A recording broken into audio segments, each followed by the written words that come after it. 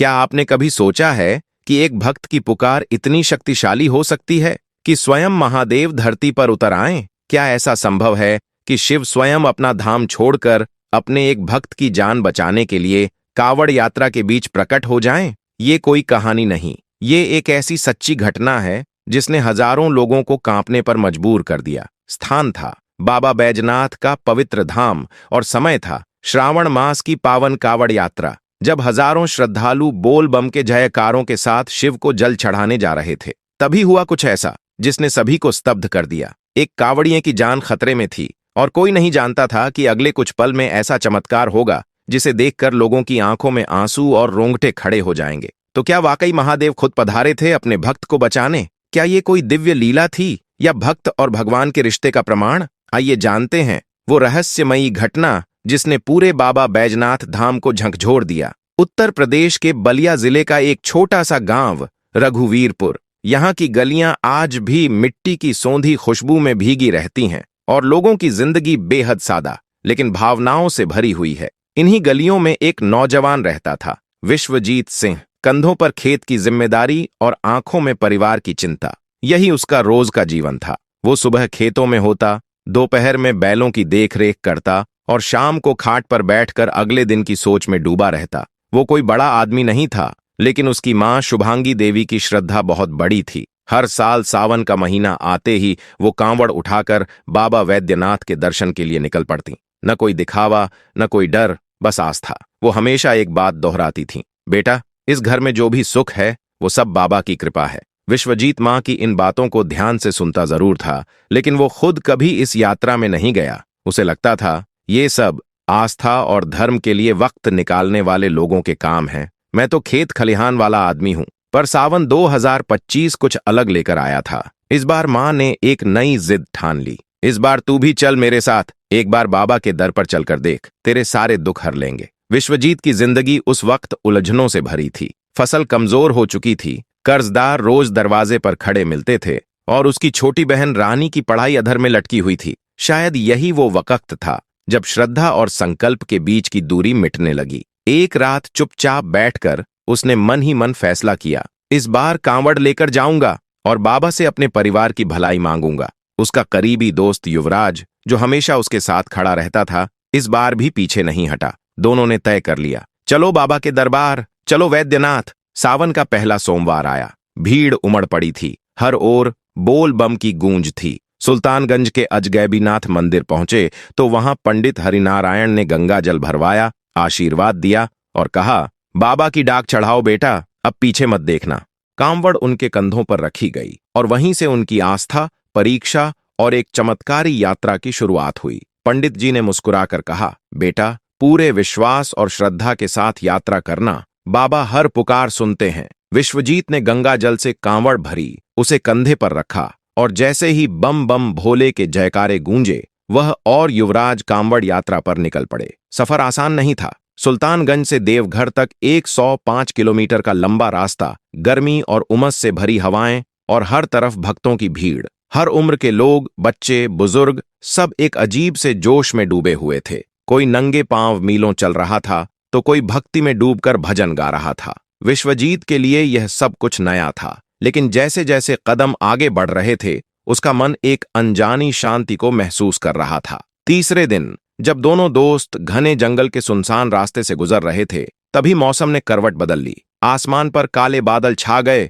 और तेज आंधी के साथ मूसलाधार बारिश होने लगी। रास्ता कीचड़ से भर गया, आगे बढ़ पाना मुश्किल हो गया। विश्वजीत की कांवड़ बार बार फिसल रही थी और उसके दिल में डर बैठ गया कि कहीं गंगा जल का पात्र नीचे न गिर जाए, क्योंकि मान्यता थी अगर जल का पात्र जमीन को छू ले तो यात्रा अधूरी मानी जाती है। इसी बीच एक और संकट आ गया। कुछ स्थानीय गुंडे वहां आ धमके और कांवड़ियों से जबरन पैसे मांगने लगे। विश्वजीत और युवराज ने मना किया तो गुंडों ने उन्हें धमकाना शुरू कर दिया। तभी एक गुंडे ने विश्वजीत की कांवड़ को धक्का दे दिया और गंगा जल से भरा पात्र नीचे गिरने लगा। विश्वजीत का दिल जोर जोर से धड़क उठा। उसने पूरी ताकत लगाकर पात्र को संभाल लिया, लेकिन तभी एक गुंडे ने उसके कंधे पर लाठी मार दी। दर्द के मारे विश्वजीत की चीख निकल गई। उसी पल वहां कुछ ऐसा हुआ जिसे देखकर दोनों की आंखें खुली की खुली रह गईं। जंगल के बीच से एक साधु प्रकट हुआ। लंबा, दुबला, भगवा वस्त्रों में लिपटा हुआ।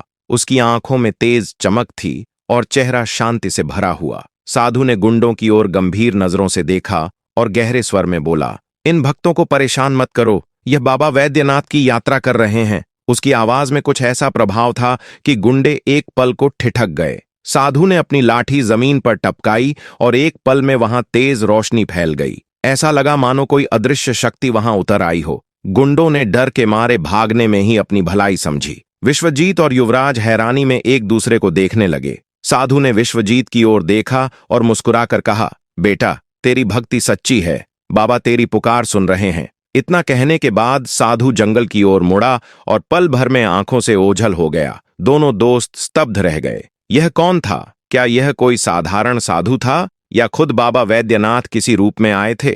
इस घटना ने विश्वजीत के विश्वास को और मजबूत कर दिया। दोनों ने फिर से यात्रा शुरू की। रास्ते में और भी कठिनाइयां आईं। एक बार विश्वजीत का पैर फिसला और वह गहरे गड्ढे में गिरते गिरते बचा, लेकिन हर बार उसे ऐसा महसूस होता कि कोई अदृश्य शक्ति उसकी रक्षा कर रही है। हर कदम पर विश्वजीत को महसूस होता था कि कोई अदृश्य शक्ति उसके साथ चल रही है, उसकी हर ठोकर पर उसे थाम लेती है। रास्ते में मिले एक बुजुर्ग भक्त ने मुस्कुराकर कहा, बेटा, बाबा वैद्यनाथ की कृपा इसी तरह होती है। जिसने सच्चे दिल से पुकारा, उसकी झोली कभी खाली नहीं जाती। 5वें दिन की सुबह जब दोनों बासुकीनाथ मंदिर के करीब पहुंचे, वहां एक और चमत्कार उनका इंतजार कर रहा था। विश्वजीत की कांवड़ का वह पात्र, जो अब तक कई बार फिसल चुका था, अचानक थम गया, जैसे किसी ने उसे पकड़ लिया हो। युवराज की आंखें चमक उठीं।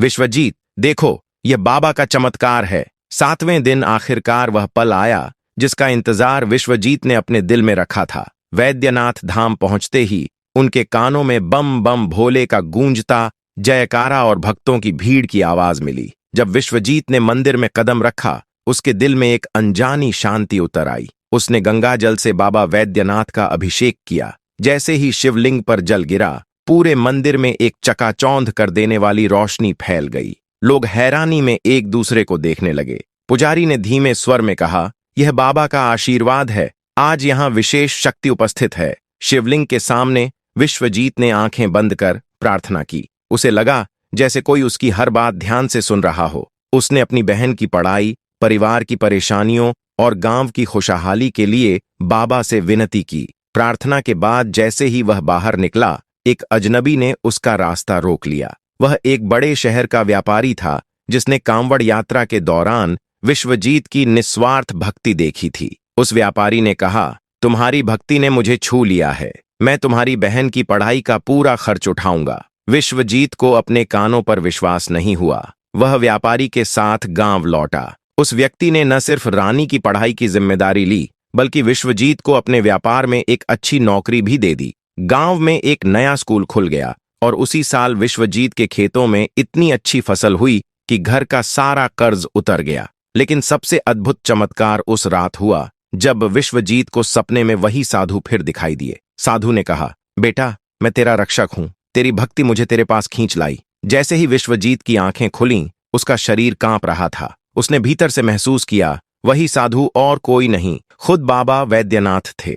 विश्वजीत की यह कहानी धीरे धीरे पूरे इलाके में फैल गई। लोग उसे बाबा का भक्त कहने लगे। हर साल वह फिर कांवड़ यात्रा करता और हर किसी को अपनी यह कहानी सुनाता। उसकी बहन रानी आज एक सफल डॉक्टर है और उनका परिवार अब शांति और सुख से भरा है। यह कहानी सिर्फ विश्वजीत की भक्ति की मिसाल नहीं, बल्कि इस सच की गवाही है कि सच्चे मन से की गई दुआ कभी खाली नहीं जाती। बाबा वैद्यनाथ की कृपा ने एक साधारण किसान के जीवन में चमत्कारों की बरसात कर दी और आज भी यह कहानी हर उस भक्त के दिल को छू जाती है जो सच्चे मन से बाबा को याद करता है। दोस्तों, अगर बाबा वैद्यनाथ की यह चमत्कारी कहानी आपके दिल को छू गई हो तो इस वीडियो को लाइक जरूर करें। शिव भक्ति और चमत्कारी कहानियां जानने के लिए वीडियो को शेयर करें। चैनल पर नए हैं तो सब्सक्राइब करें और बेल आइकन दबाएं ताकि अगली कहानी सबसे पहले आप तक पहुंचे। कमेंट में लिखें बम बम भोले और बताएं, क्या आपने भी कभी ऐसा कोई चमत्कार महसूस किया है?